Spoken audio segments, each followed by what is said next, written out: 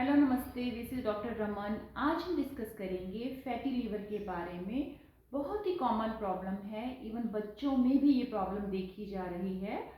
हम डिस्कस करेंगे fatty liver क्या होता है, इसके रीज़न क्या हैं, साइन एंड सिम्टम्स क्या हैं और ऐसे कौन से टेस्ट हैं जिससे कि हमें पता लग जाए कि फैटी लीवर है। क्योंकि अगर हम फैटी लीवर इग्नोर करते हैं तो कॉम्प्लिकेशंस काफ़ी हो जाती हैं। वो कॉम्प्लिकेशंस डिस्कस करेंगे। मेन फोकस रहेगा हमारा डाइट की तरफ कि हम कौन सी ऐसी अपना डाइट में ऐसे फूड आइटम्स इंक्लूड करें जिससे कि फैटी लीवर को रिवर्स किया जा सके। हम बात करते हैं पहले फैटी लीवर क्या होता है।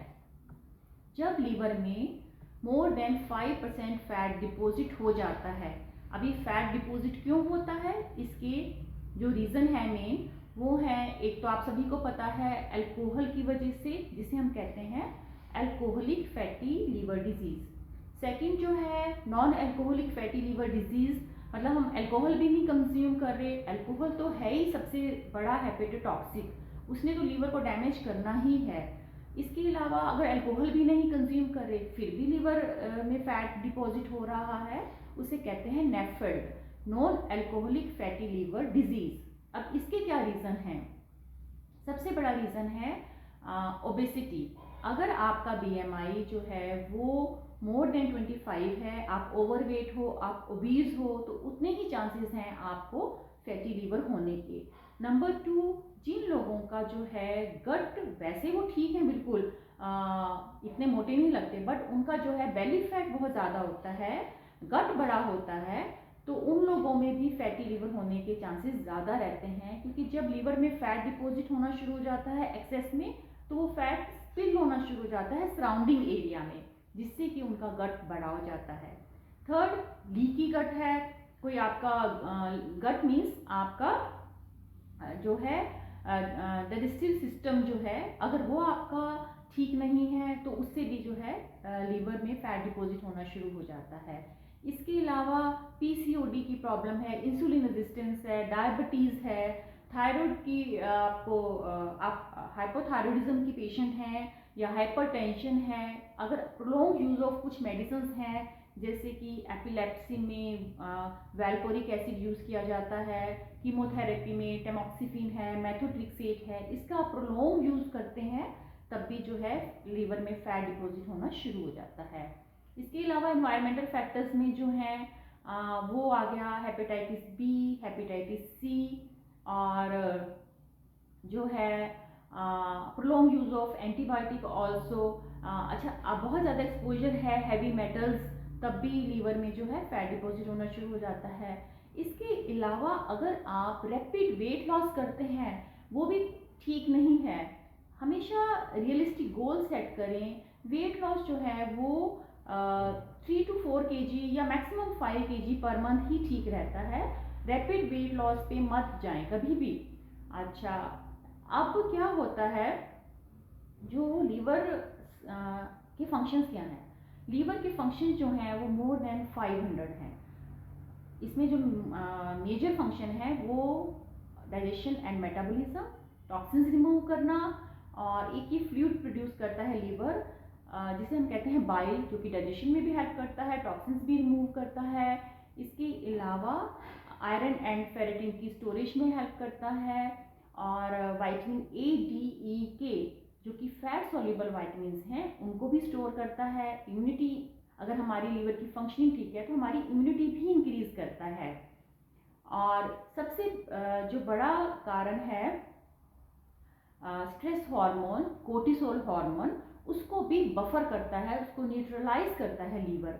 और जो फीमेल एस्ट्रोजन हार्मोन है उसको भी कंट्रोल करता है, यानी कि ये 2 हार्मोन्स की रेगुलेशन में भी हेल्प करता है, राइट।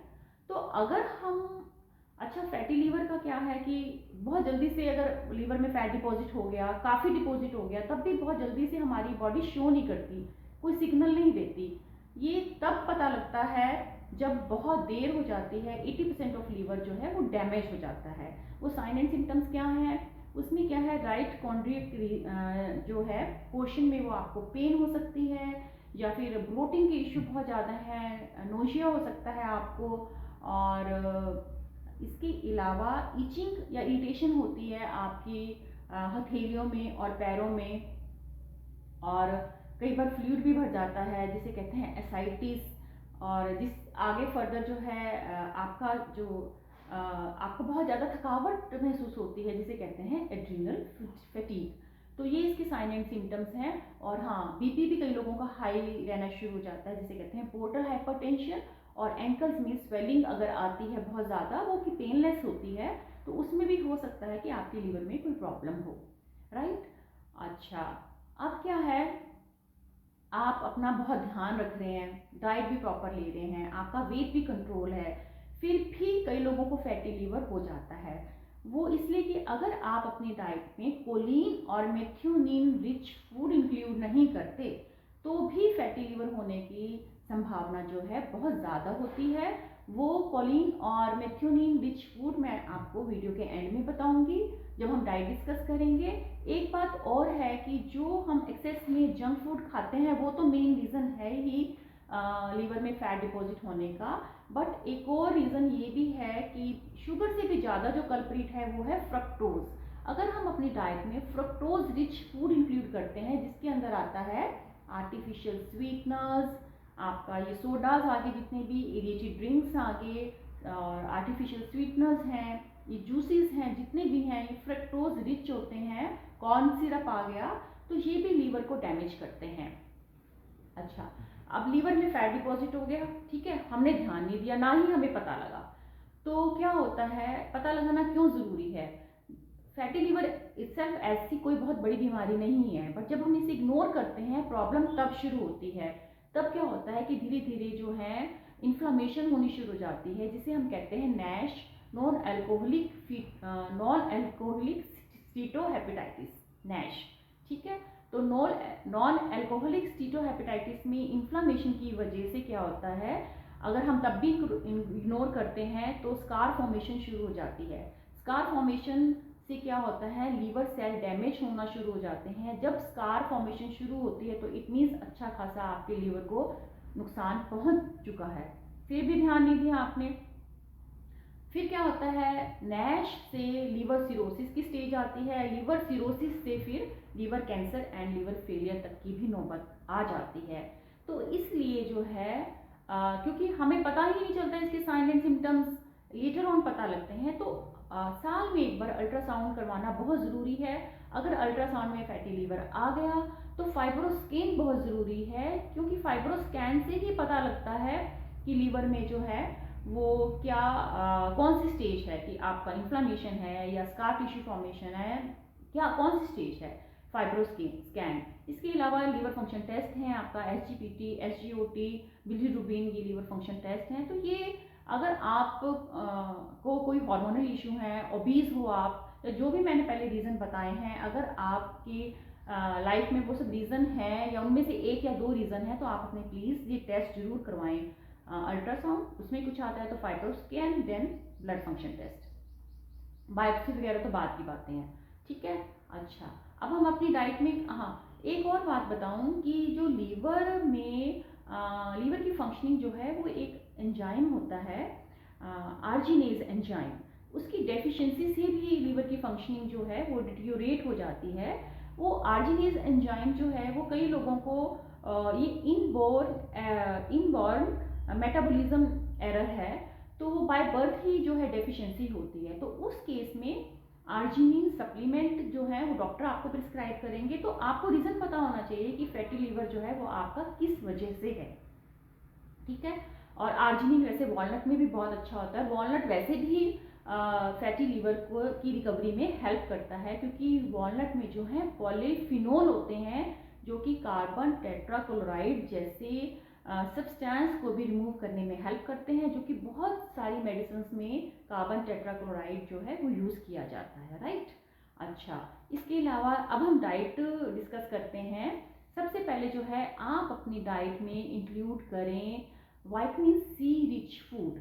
विटामिन सी में क्या होता है, लेमन जैसे हो गया, तो लेमन में क्या होता है, लिमोनिन होता है जो कि बीटा ऑक्सीडेशन एक प्रोसेस होता है मेटाबॉलिज्म और ये डाइजेशन के दौरान, उसमें vitamin C acts as a catalyst और ये ब्लड प्यूरिफायर भी है और ये टॉक्सिन रिमूव करने में हेल्प करता है।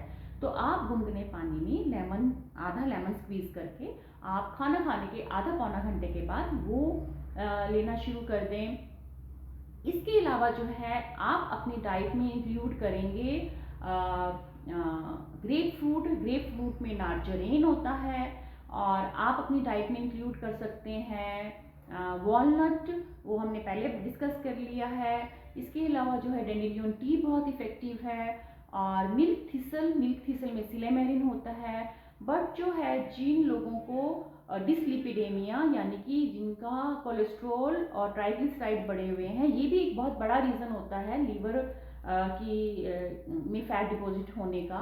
अगर वो बढ़े हुए हैं तो उस केस में क्या होता है, मिल्क थिसल एडवाइज नहीं किया जाता, क्योंकि मोस्टली वो जो पेशेंट होते हैं उनको ऑलरेडी स्टैटिन, एटोरवा वगैरह टैबलेट शुरू कर दी गई होती है और वो की कॉन्ट्राइंडिकेटेड है मिल्क थिसल उस केस में। ठीक है। इसके अलावा जो है अब आप अपनी डाइट में इंक्लूड कर सकते हैं फर्मेंटेड फूड में जो है वो केफिर है, कर्ड है, और इसके अलावा कम्बूचा है, सावरक्रात है, किमची है। आप अपनी डाइट में ये इंक्लूड कर सकते हैं, ये भी हेल्प करते हैं लीवर की डिटॉक्सिफिकेशन में।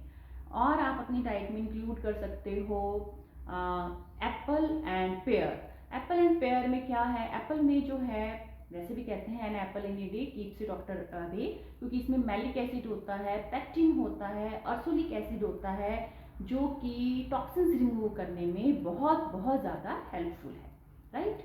अच्छा, और आप अपनी डाइट में इंक्लूड कर सकते हैं क्रूसीफेरस वेजिटेबल्स में कोलिन होता है, और इसमें सबसे ज़्यादा एस्पेरेगस एंड ब्रोकली में होता है। इसके अलावा आप अपनी डाइट में लेटस इंक्लूड कर सकते हो, कैबेज है, कॉलीफ्लावर है, ये सब जो है फैटी लिवर को रिवर्स करने में हेल्प कर सकते हैं। और अच्छा, कोलिन क्या है, कोलिन एग योक में होता है।